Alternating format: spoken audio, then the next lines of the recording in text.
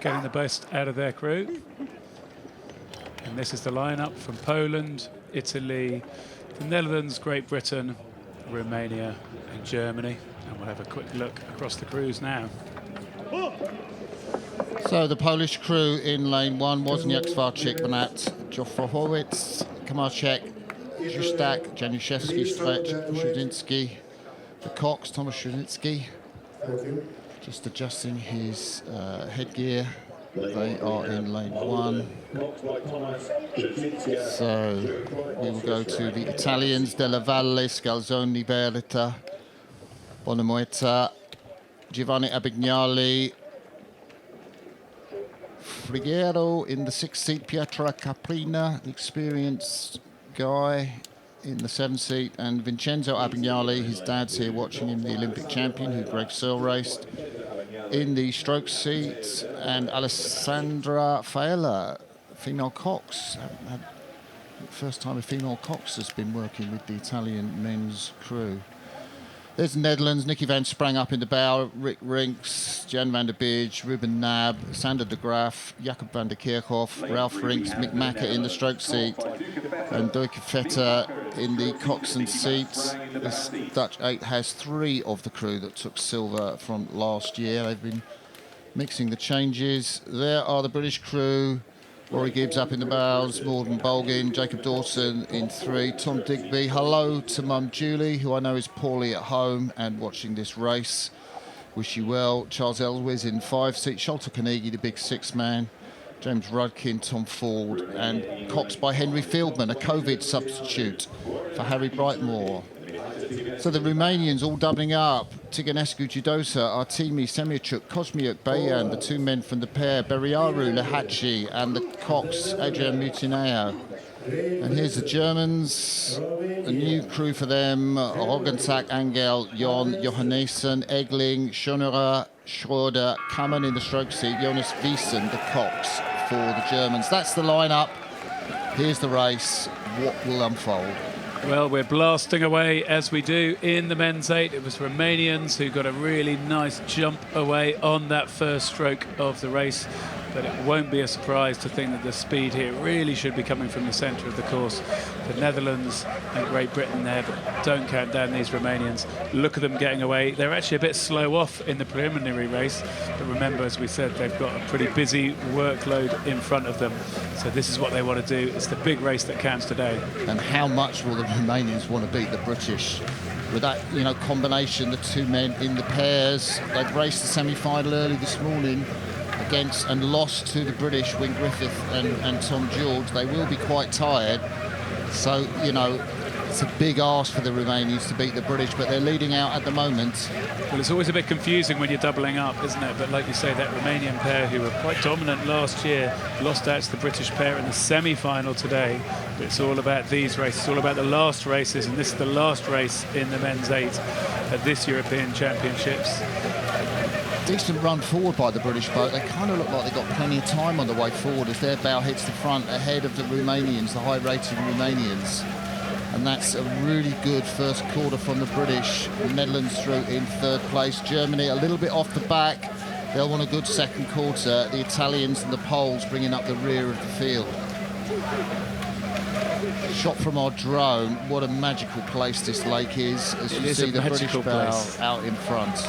Yeah, I mean, we've got the ant racing going on at the bottom of the picture, but a beautiful scene. What a painting that would make if you could have something like that on your wall at home. And it just looks fantastic, seeing the lake like that.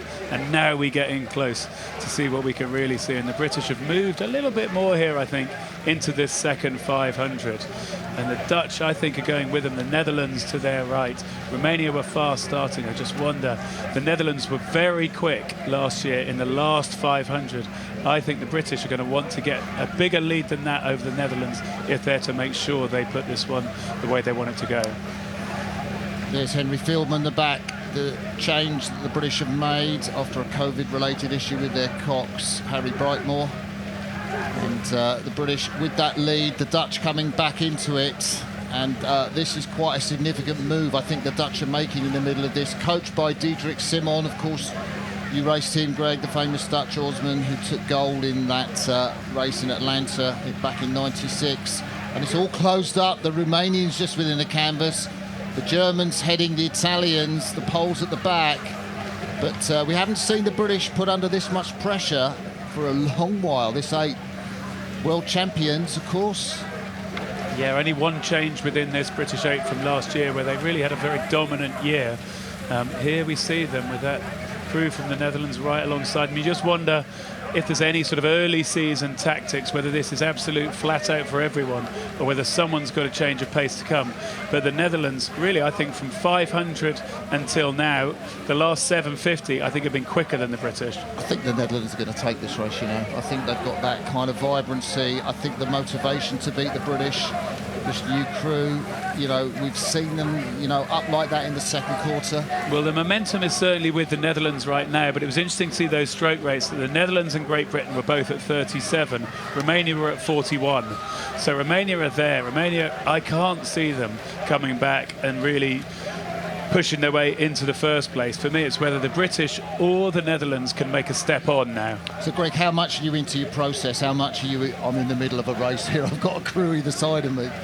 I think you're in the boat, aren't you? You're focused, and now it's time to dig deep. Now it's time to say it's the last 500. If anything, think the British did respond there somewhere around the 1250.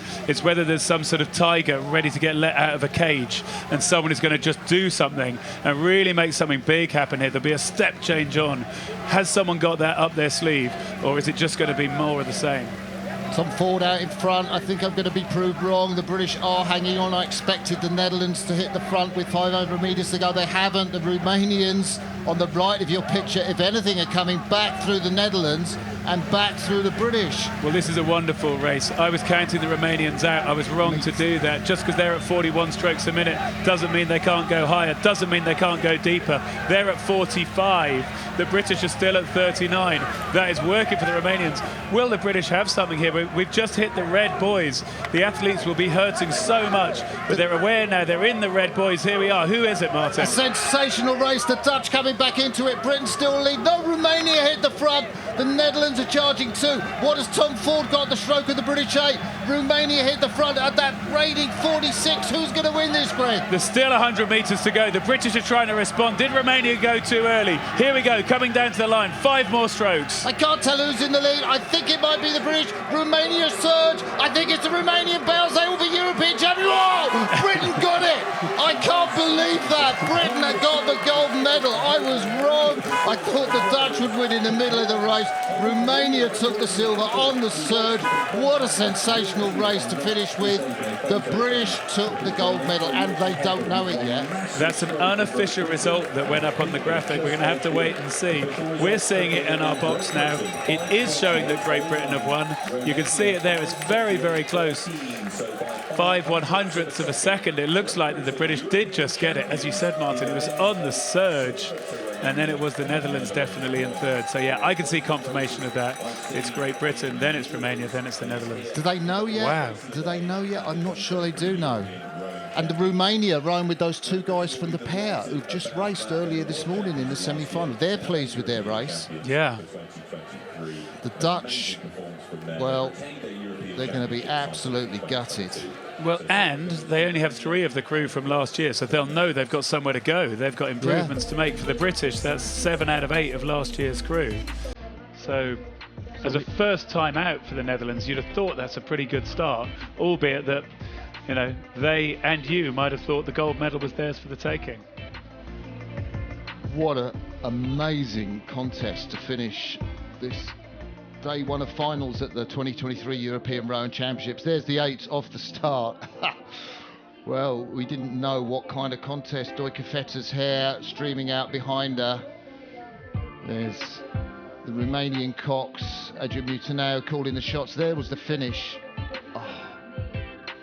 Well, it was closer at the start than it was at the finish. Yeah. Or the other way around, even. Oh, and that's after 100 metres. Quad. They just don't know the result.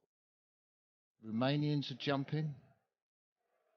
I mean, that's a fantastic race to end just the first day of these European Championship finals. We've got a whole day of finals to come tomorrow, but confirmation there, if you hadn't already seen it, it's Great Britain, Romania, the Netherlands. A decent showing, I guess, from the Germans, reshaping and rebuilding. Oh, the crew from Great Britain in the centre. There are a few exhausted faces and legs there. So the British crew, Rory Gibbs in the men's 8, won last year from Oxford Brookes, as is Morgan Boulding in the 2 seats. Nice smile from him as he accepts his medal from Patrick Rambo. Jacob Dawson, the former Husky, done well to get back into the 8 ahead of debut at Copley. We hope, if you're watching this, Dave, you're recovering well. Tom Digby, whose mum Julie will be watching this at home. Congratulations to the Oxford Brookes oarsman. Charlie Elwes from Leander, formerly of Oxford University. Sholto Carnegie, another Leander man, now in the 8, as he was last year. James Rudkin from Newcastle University in the 7 seat. Tom Ford, whose sister Emily here is rowing in the pair, and Henry Fieldman, who's here to cox the women's 8. We'll see him tomorrow, who's jumped in for Harry Brightmore, who is on his way home today after turning ill and being substituted. So I think for the second time today we will hear the British national anthem, God Save the King.